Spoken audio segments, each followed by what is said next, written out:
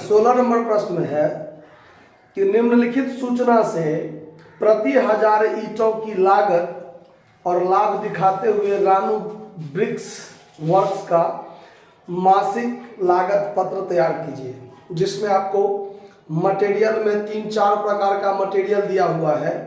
Lime, कोल, sand और other. ठीक है। लेबर, सैंड डिजाइनिंग, रनिंग दिया हुआ है। ब्रिक्स मेकिंग चार्ज जो लगा है वो 8000 रुपया। Factory overhead 25% on direct wages. Office overhead 10% of factory cost. Bricks sold यानी आपने जो ब्रिक्स बेचा है वो 35 लाख।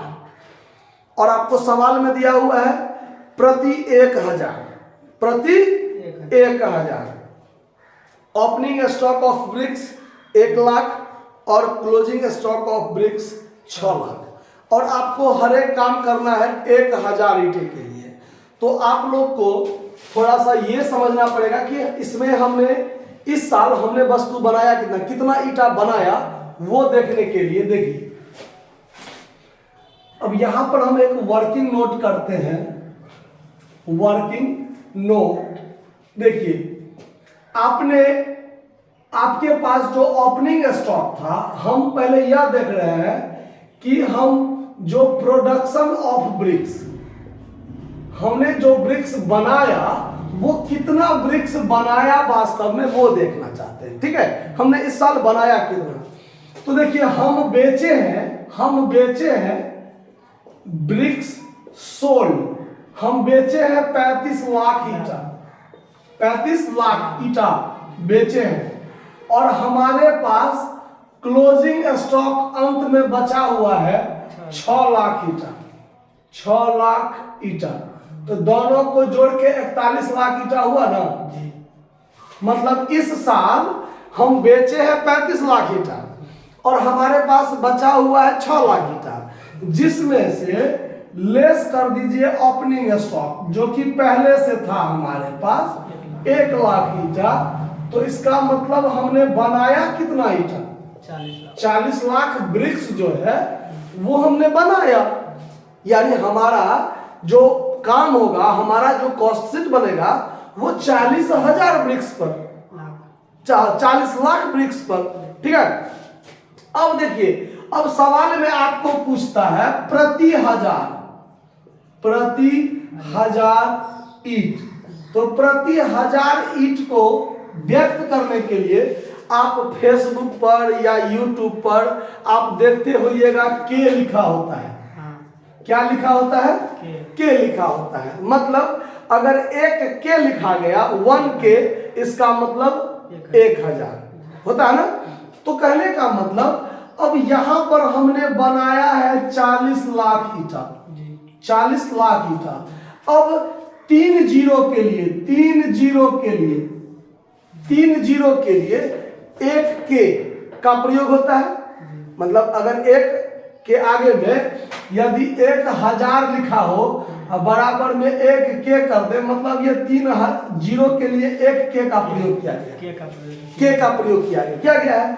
तो अब यहां पर जब हम 40 लाख ईंटा बनाएंगे तो कितना हमको हो जाएगा के? 4000 के होगा कि नहीं होगा? 3 जीरो के लिए 1 के का प्रयोग किया मैंने और हम 4000 के ईंटा, यानी 40 लाख कहिए चाहे 4000 के कहिए, बात बराबर, कोई दिक्कत। यानी हमारा 1 के बराबर 1 यूनिट, 1 के बराबर यानी 1 प्रति 1000 पर बात हो रहा है ना। तो 1 के बराबर 1 यूनिट, यानी हम 4000 के यूनिट बना रहे हैं। क्लियर बात? अब हम बनाएंगे कॉस्ट शीट। अब हम बनाएंगे कॉस्ट शीट, जहां पर हमारा आउटपुट होगा 4000 के। कोई दिक्कत नहीं। अब प्रति 1000 भी हमको दिखाना है ना।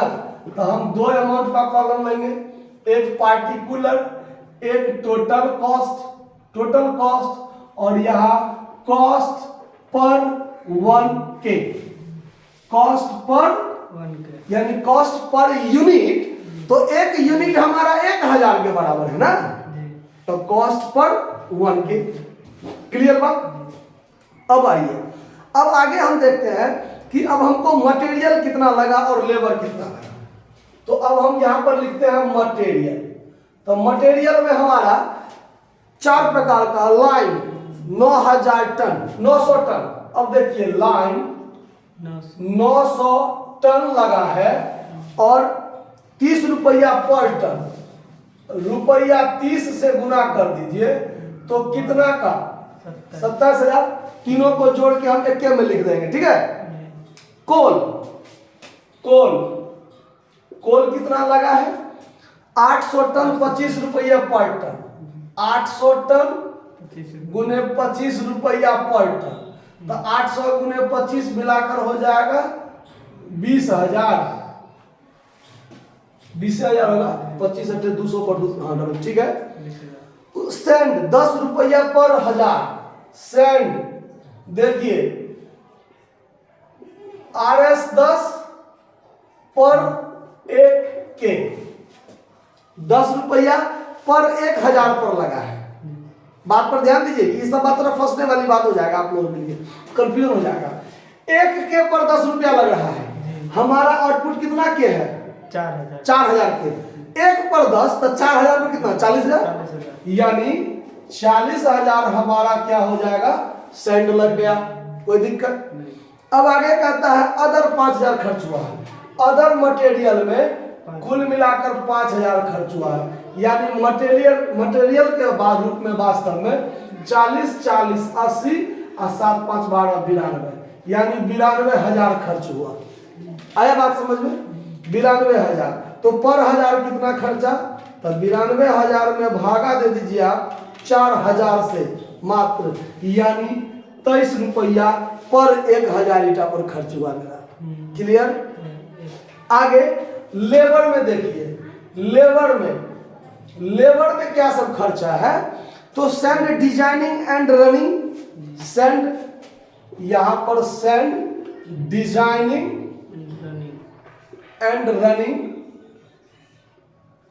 इसमें हमारा खर्च हुआ है 7200, इनरे कॉलम में रखते हैं। और उसके बाद ब्रिक्स मेकिंग पर 8000, ब्रिक्स मेकिंग पर कितना रुपया है 8000, यानी 15,200 खर्च हुआ, ठीक है।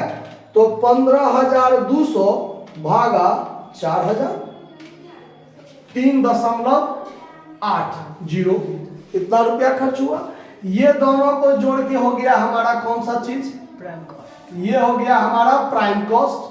तो प्राइम कॉस्ट हो गया, जोड़ के हो गया आपको यहाँ पर 200 और 5 2 7 और 9 1 10। क्लियर ना? अब इसमें हमको ऐड करना है फैक्ट्री ओवरहेड। फैक्ट्री ओवरहेड ये कितना है, देखिए 25% of direct wages, 25% of labour. तो ये लेबर देखिए कितना है 15,200 ना, तो 15,200 का कितना प्रतिशत 25%, तो 15,200 का 25% 3,800, 3,800 जोड़ दीजिए, 7 3 10 1 11, 1,11,000 और 3,800 रुपया खर्च हुआ है 4000 पर। तो 1000 पर कितना खर्चा हुआ 0.95 होगा ना। अब चलिए, ये हो गया आपका वर्क कॉस्ट। ये क्या हो गया वर्क कॉस्ट। अब इसमें आगे जोड़ना है ऑफिस ओवरहेड भी है।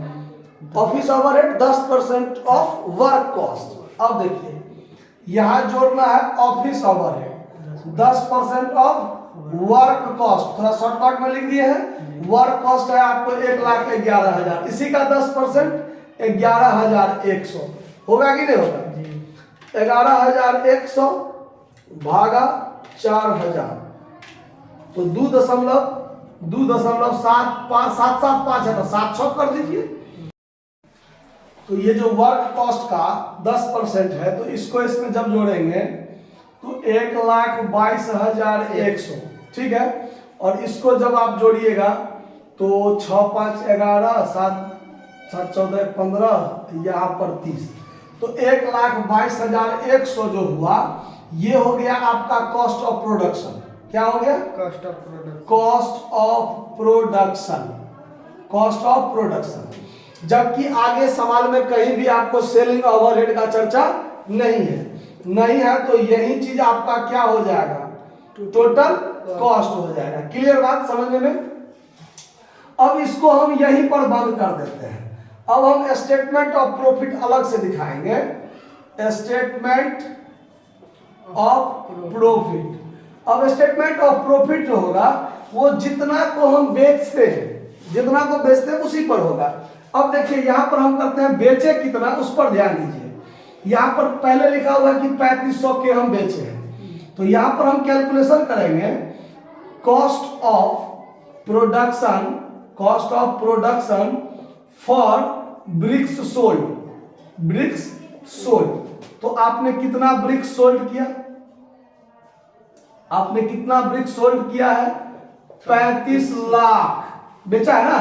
अब ये 3 जीरो के लिए तो हम के का प्रयोग करते हैं, मतलब कि हमने बेचा 3500 के ही, 3500 के बेचा है। अब देखिए, अब इसका जो हम निकालेंगे कॉस्ट ऑफ प्रोडक्शन, तो देखिए ये जो कॉस्ट ऑफ प्रोडक्शन है आपका 1,22,100, ये कितने ईटा पर? 4000 के पर। कितना पर? 4000। तो 4000 से इसमें भाग दे दीजिए, तो 1 के का दाम आएगा, तो 3500 के का दाम कितना निकल जाएगा कि नहीं निकल जाएगा? तो यहाँ के से के कट गया, 00 से 00 कट गया, और अब इसका आप निकालिए 10 से 10 ये भी काट दीजिए, कैलकुलेशन थोड़ा कम हो जाएगा। 1,22,100, 1,22,100, 100 नहीं 10 कट कीजिए। अब इसमें आप गुना कीजिए 35 से, फिर बराबर होगा जिसमें भाग देना है आपको 4 से, तो 1,06,837 रुपया 50 पैसा। यानी आपने जो बेचा है 3500 के, कितना? हाँ, ये जो आपने बेचा है 3500 के ईटा, उसका दाम लागत इतना। समझे बात? अब देखिए यहां पर हम पर यूनिट के लिए, टोटल कॉस्ट के लिए, कॉस्ट ऑफ प्रोडक्शन फॉर कितना? 3500 के लिए, तो 3500 के का दाम कितना? 1,06,837 रुपया 50 पैसा। तो एक का दाम कितना निकलेगा? एक का दाम तो यही निकलेगा 30.51। इसमें आप भाग दीजिए 3500 से, तो 30.52 निकलता है। यहाँ 5 दशमलव के आगे का ज्यादा बात को ध्यान नहीं रखे हैं, इसीलिए, ठीक है, वही होगा। अब इसमें ऐड होगा प्रॉफिट और तब होगा सेल्स।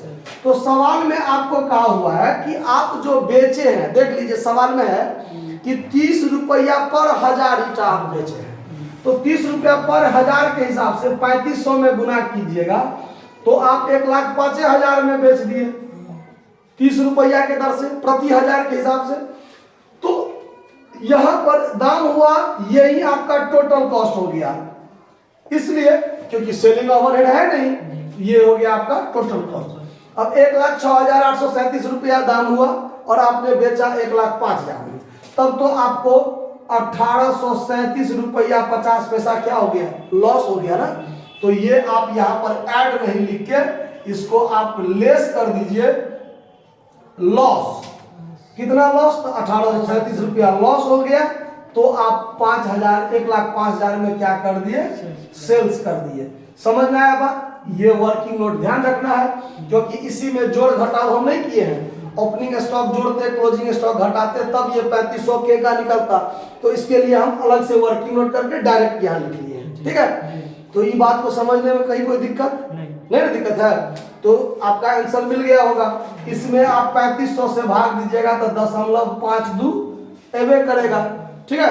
घटा लीजिए 30 रुपया, आपका सेल्स हो गया, जो आपके सवाल में स्पष्ट क्लियर है। नोट कर लीजिए। धन्यवाद।